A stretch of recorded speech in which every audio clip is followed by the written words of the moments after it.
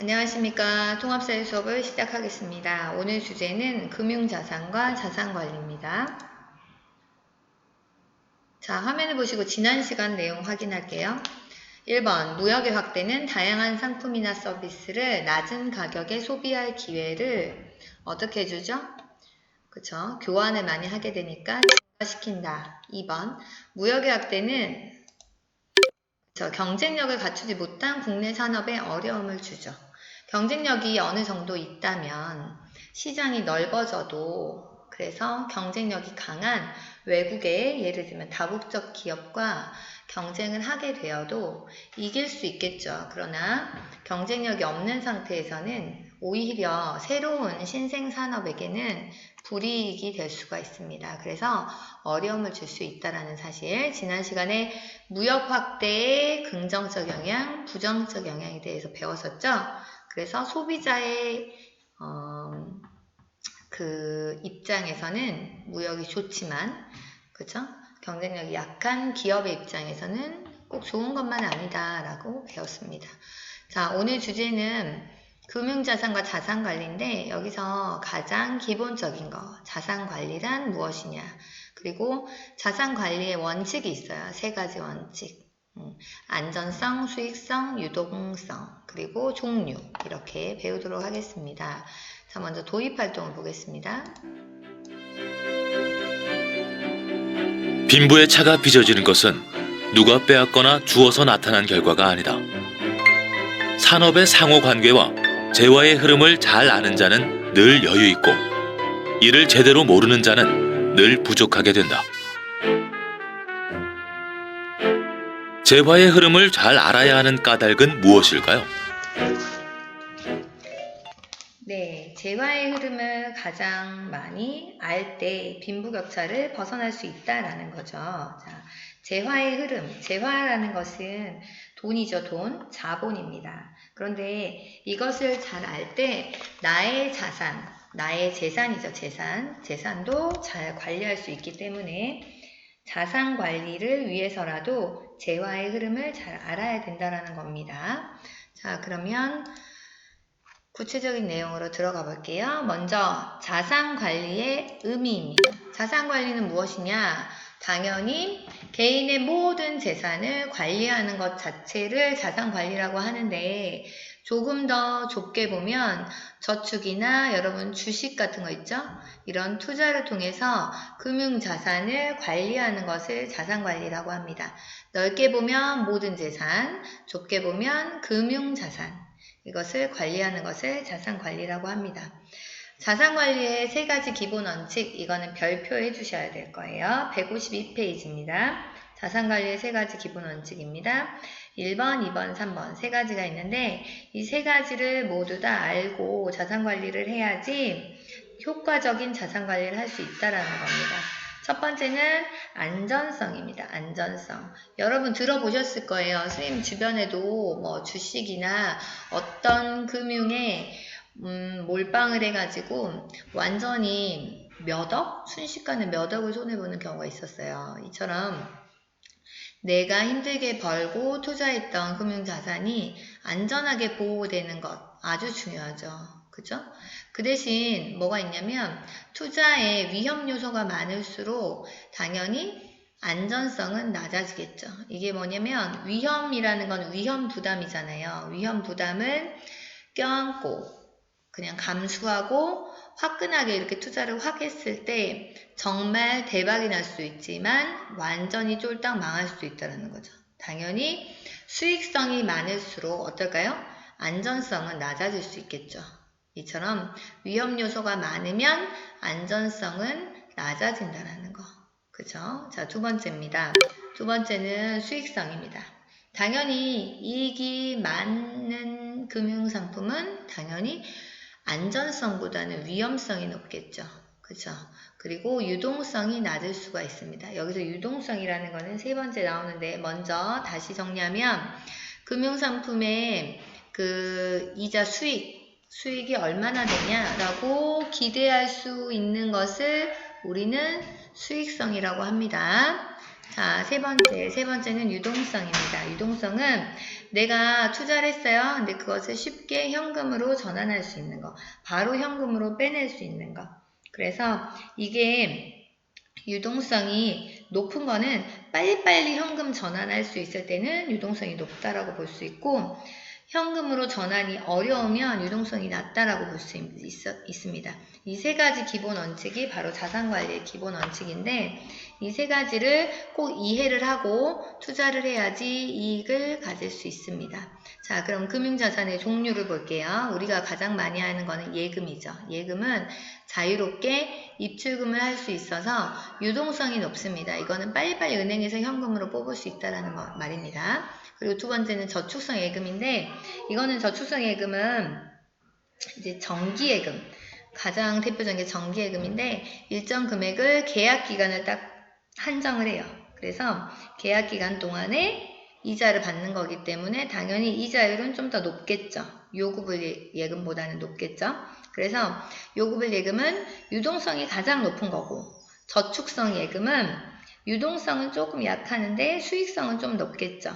그리고 안전성도 둘 다 높겠죠. 예금이니까. 그렇게 예금은 빨리빨리 현금으로 바꿀 수 있고, 그 다음에 원금이 없어지지 않잖아요. 우리 은행에다 그냥 저축을 해놓는다고 해서 원금이 홀라당 날아가지 않잖아요. 그래서 수익성은 낮아요. 다른 것에 비해서. 근데 유동성과 안전성은 높다라는 거. 빨리 현금으로 바꿀 수 있고 안전하다라는 게 예금의 특징입니다. 자, 두 번째입니다. 두 번째는 주식인데, 주식은 뭐냐면 주식회사가 발행한 주주의 지분입니다. 당연히 그 회사가 높아질수록 수익성은 높아지겠죠. 그리고 기업이라는 게 특성이 여러분 많은 자금을 장기간 동안 필요로 하기 때문에 주식이라는 형식으로 다수의 사람에게 자금을 이제 주식을 팔아서 발행을 해서 자금을 조달하게 됩니다. 그러면 그 주식을 산 사람은 주주가 되죠. 그래서 우리가 보통 재벌들 보면 그 최고 CEO가 보면 대주주라고 하잖아요. 네, 그래서 주주가 돼서 이것에 대해서 주주의 권리를 행사할 수 있게 되죠. 당연히 주식은 수익성은 높죠. 그러나 안전성은 낮습니다. 세 번째는 채권입니다.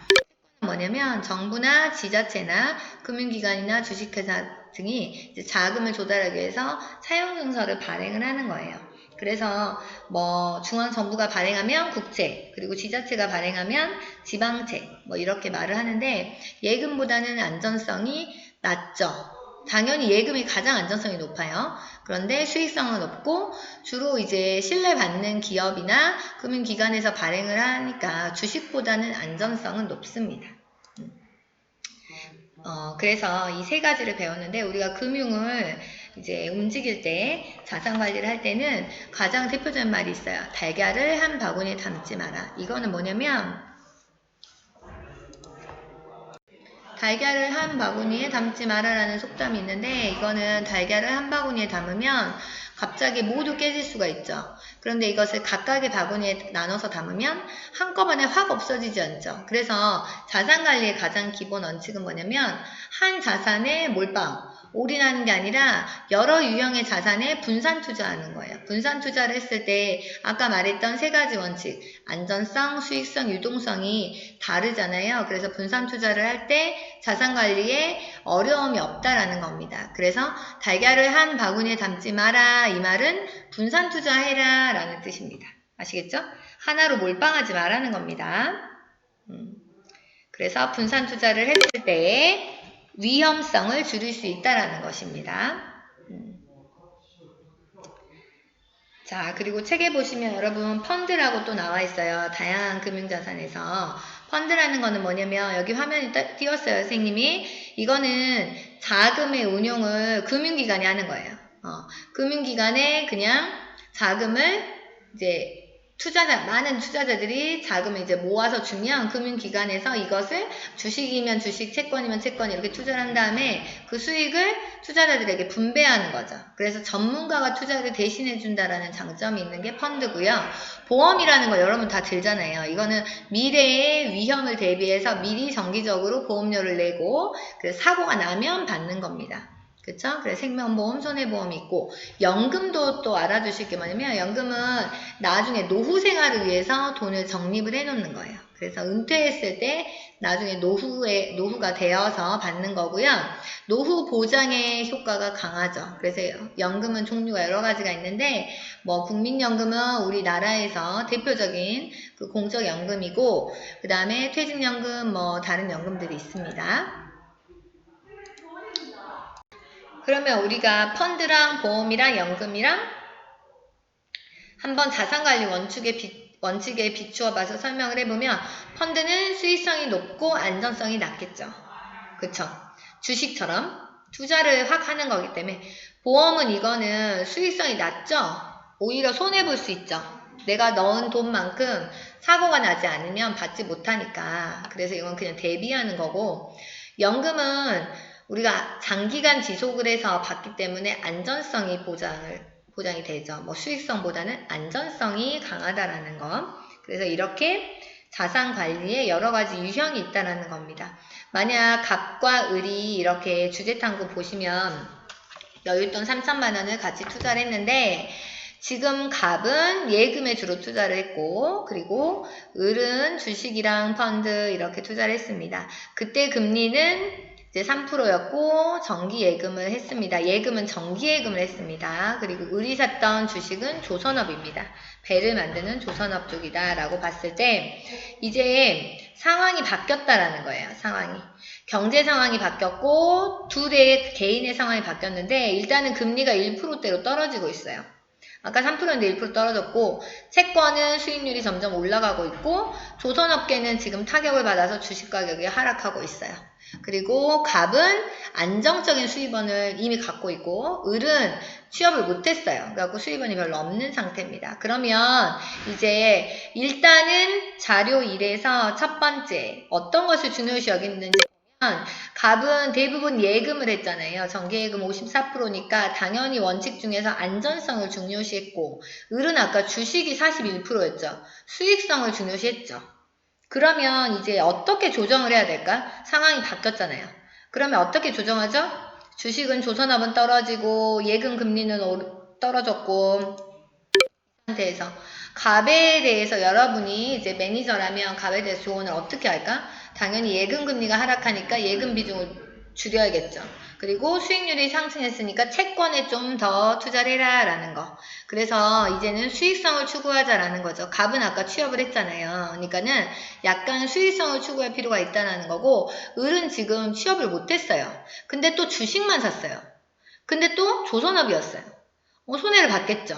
그러니까 이제는 주식도 다른 업종으로 좀 분산을 시키고 안전성 쪽을 조금 이제 강화시켜서 금융자산 관리를 했으면 좋겠다라고 우리가 조언할 수 있다라는 거죠. 아시겠죠? 그래서 각각의 사람들의 특징, 그리고 사회 상황, 그리고 아까 말했던 그 세 가지 원칙을 기준으로 여러분이 보시는 거예요.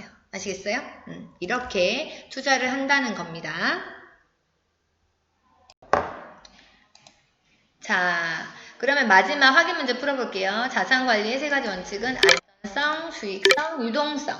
그리고 주식과 채권을 비교해보세요 라고 했을 때, 주식은 채권보다 수익성이 높습니다. 제일 높아요. 주식이 안전성 낮고, 채권은 주식보다 안전성은 높고 수익성은 낮겠죠.